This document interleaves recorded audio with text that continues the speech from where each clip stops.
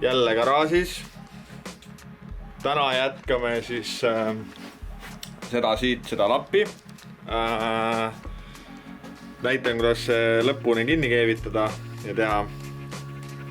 Siis on mul järjekordselt uus kaamera, aga seekord ma kohe näitan. Paneme siit. Nii, ja nüüd lülitame ümber iPhone'i peale, et on selline väike hübriidkaamera, mille saab ekraani ka tagurpidi keerata. Tagasi panna niimoodi. Et lisaks sellele, et ennast näen, siis peaks olema ka stereoheli ja kogu aeg fokusseerimine, mis peaks aitama filmimise juures, et loodetavasti läheb videokvaliteet jälle natuke paremaks. Samamoodi on need introkaadrid olid filmitud sama kaameraga. Vaatangi, et see on natuke parem käsi, natuke tugevam. Introkaadrid olid filmitud ka selle sama kaameraga ja siuke päris äge, hea mänguasi. Lisaks ostsin siuksed parem isegi. Siuksed LED-tuled, äkki ma teen mingi statiivi, kus ma saan enda peale keerata ja siis on äkki natuke parem siuke pildi kvaliteet ka, et kui ma siin midagi seletan. Ja et see keevitamine ja siuke lihtsalt lappimine ära ei tüütaks, siis ma mõtlesin, et ma järgmine kord teen siukse video, kus ma vaatan, mis siin all on. Ja üritame selle puhtaks pesta ja äkki isegi käima panna. Nagu niimoodi siin ta on siin aluse peal. Sealt. Et see võiks ka põnev olla vaadata, et muidu seda põhja keevitamist kogu aeg võib-olla läheb igavaks. Ja hakkame pihta. Eelmine kord jõudsime lapi valmis teha.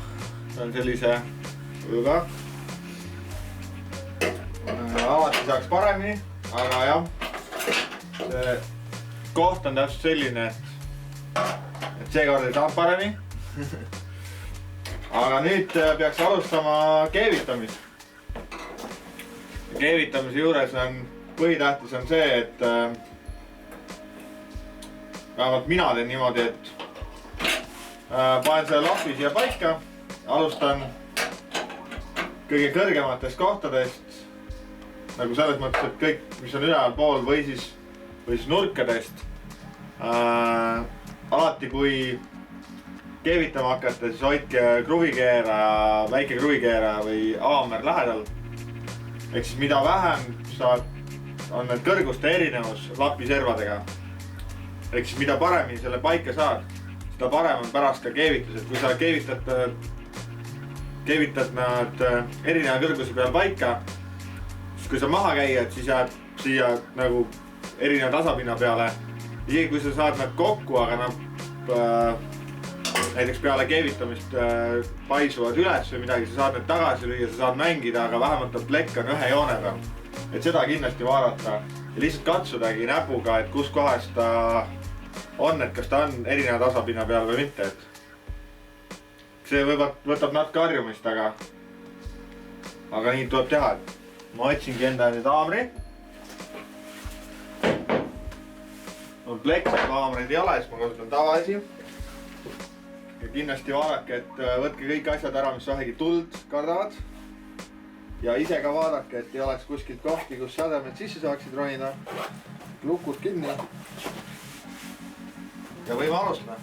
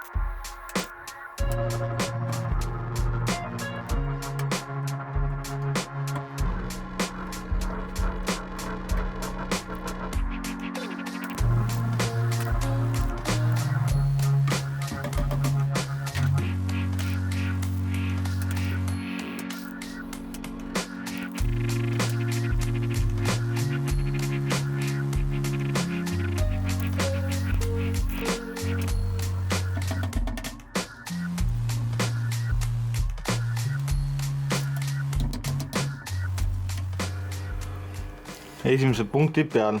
Siit poolt on päris ilus, aga siit poolt ei ole, et siin selliste kohtade teke ongi see, et järelikult on liiga vähe seal materjali siit ära lõigatud, et ta on ikkagist roostega juba õhukeseks läinud. Aga samas, kuna mul on siit samasest kõrvalt ka niikuinii vaja, et mind see väga eriti ei häiri, et ma vaatan, kas ma üldse siit keevitan, et võivad ma lõikan siit lihtsalt suurema tüki välja ja vahetan ta ära. Aga ma panen nagu punktidega kinni, et ta vähemalt ei liiguks kuskile. Aga rohkem pole midagi, et eks ma säristan ta kinni, et ja vaatab siis edasi. Nüüd kui punktid on peale pandud, mina panen tavaliselt siukse sentimeetrise, 2 sentimeetrise vahega. Et kui need on peale pandud, siis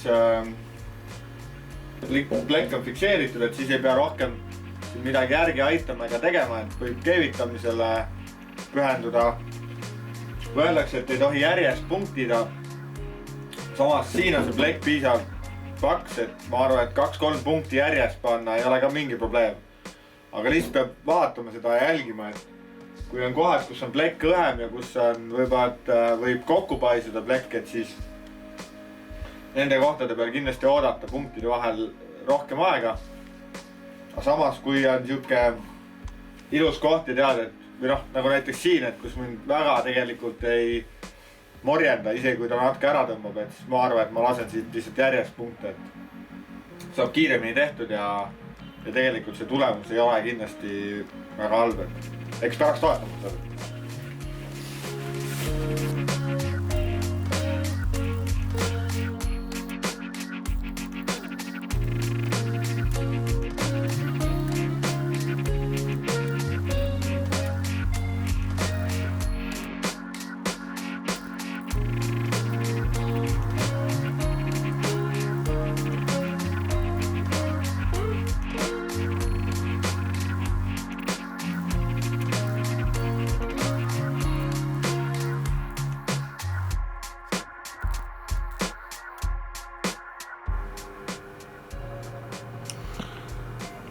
Väga ilusta välja ei näe ja pritsib kõvasti see keevitus. See keevituskäpa ots on ka suht tuksis, et ma pean ikka vaatama midagi paremat siia. Aga ma võin lubada, et kui ma siit lasen terasarja kettaga üle ja natuke lihvin, siis see saab päris heaks.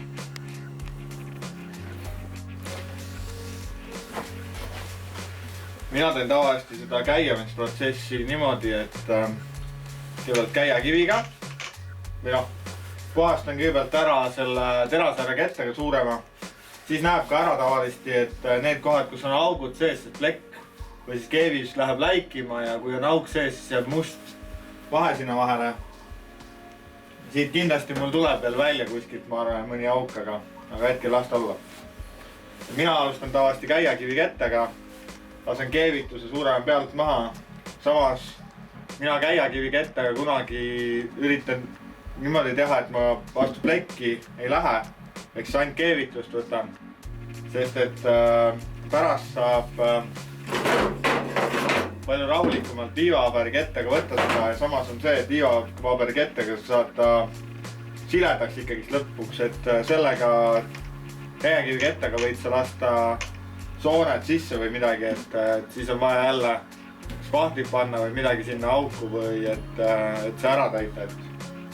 Mina tavaliselt lihtsalt lasen siit pealt keevituse poole maha.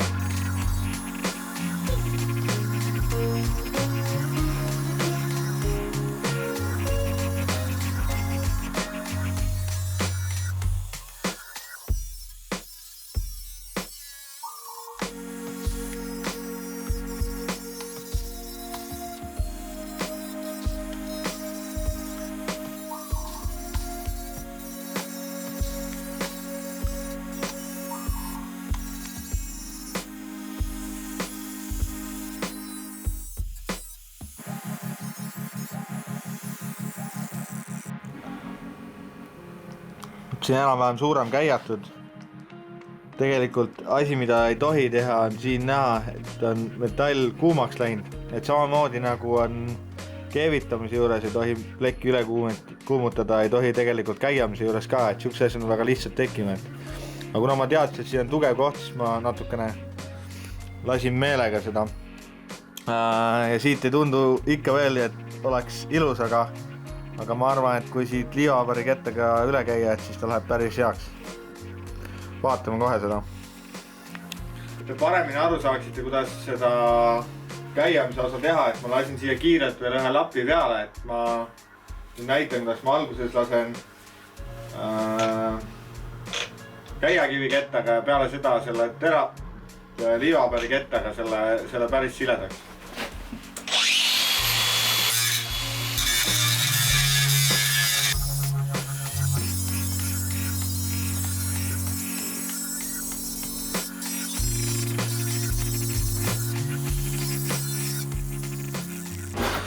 Ja nüüd on pealt enam-vähem siin ära käiatud.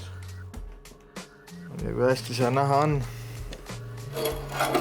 Lähemale tooma.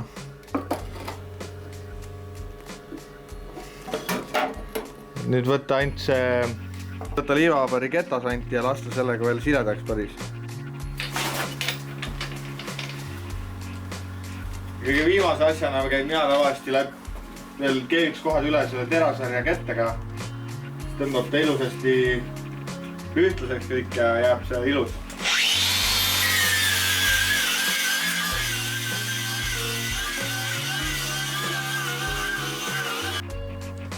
Korralik keevituskoht koos käiamisega võiks siis pärast selline välja näha, et põhimõtteliselt siin ei ole seda keevituskohta nähagi, et see on muidugi siis, kui on niisuguse hea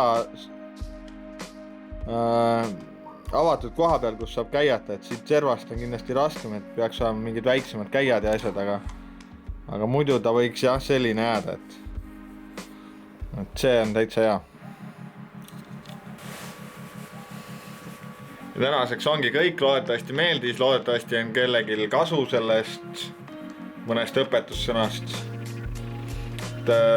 Ma nüüd üritan selle kere poole või põhja poole võimalikult kiiresti valmis teha, et saaks järgmiste asjade juurde liikuda.